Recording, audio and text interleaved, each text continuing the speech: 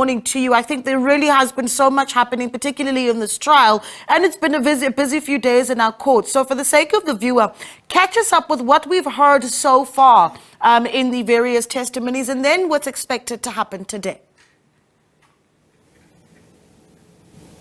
Good morning, Naledi, and good morning to our viewers. Indeed, it's been a busy 2 weeks. This is the second week of this murder trial. What we've heard so far, Naledi, is the first state witness who is a Section 204 witness who was previously an accused, implicating all the accused and 2 additional people in that crime, stating what each of them have done that night. But one thing that has been confirmed by the second state witness, who is Ntokoto Maluleke, who is the son of the deceased, who was also shot and injured on that night, is that indeed accused number 1, Mr. Shumani Nemaduzi, shot and injured him. Ntokoto, yesterday when he took the stand, he spoke about what happened that day, but he said he saw 3 gunmen who were there in the house, and from what he was saying, it sounded like he could identify all 3 men. But during his evidence in chief, the state only asked him to identify the men who shot and injured him. And they also asked if he had seen the men who had shot and killed his father. And at that point, he said he had not seen this because at the time that they were fired, the firearms were fired towards them, they were running in the opposite direction. So he only saw the person who shot and injured him. But thus far, Naledi, all 5 accused have been implicated by somebody who said he was working with them, and all 5 accused have pleaded not guilty to all charges against them. All 5 accused have denied any knowledge of this crime, Naledi, at this point in time. But today, Naledi, Ntokoto will continue on that witness stand, where we expect the 3 lawyers represented all the accused to cross-examine him. Yesterday, we saw the first lawyer, Mr. Lehodi, start that cross-examination.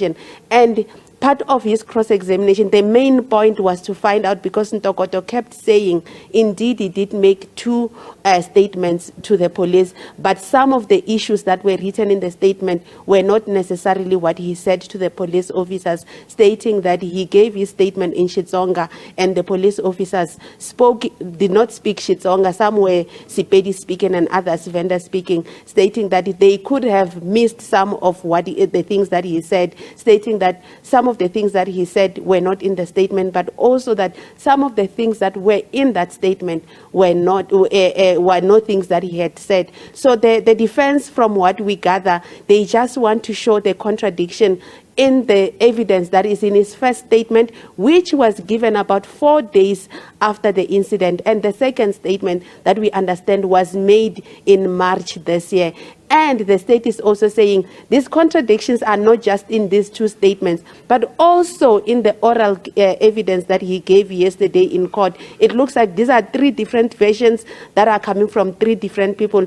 And the defense lawyer went paragraph by paragraph. Did you tell the police this? And he would say, no, it wasn't me. What I meant is, he would rectify what he meant. So the defense is now pinning its hope on saying that, it looks like there was some coaching, it looks like there was some changing of the statements, or that Ntokoto says he did not write those statements himself, and that the evidence that he sticks by is the one that he gave on the witness stand, Naledi. Yeah, obviously the courtroom's still quite very quiet there, Pimani, and you can let us know, of course, when we're expecting proceedings to kick off. But has there been any activity even outside of the courtroom, considering that this was the mayor of the Collins Chabane municipality? I mean, where's the community? What's the sense? What's their sense around how the case is playing out?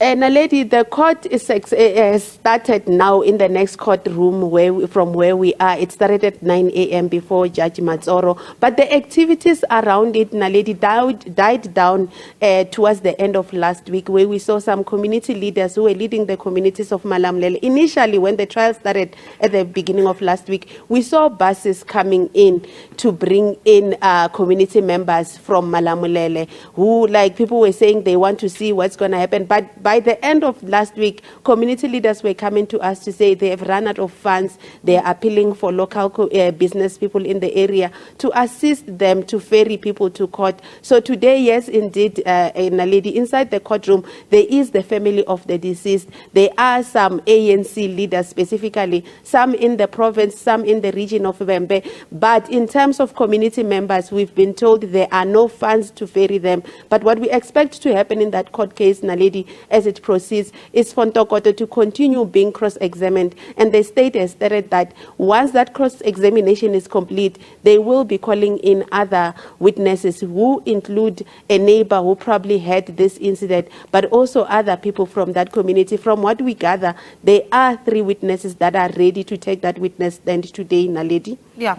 Pimani, thank you so much for giving us an update on that story. Pimani Baloyi keeping a close eye on the murder trial as it plays out there in Polokwane of the former mayor of the Collins Chabane municipality, Moses Maluleke. His son, Ntokoto Maluleke, continuing to testify and being cross-examined today. This is at the High Court in Polokwane.